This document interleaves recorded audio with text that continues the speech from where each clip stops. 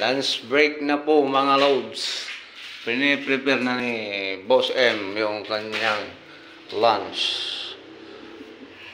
Galing pa ng Pangasinan tong kamatis, lasuna at sili. May GB bagoong at manok na prito. Chicken.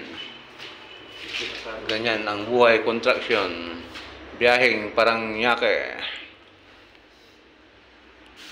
Yun yung mga gamit nila. Doon kami matutulog sa 3rd floor.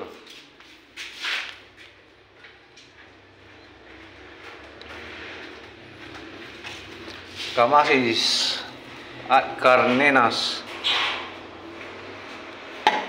mga idol.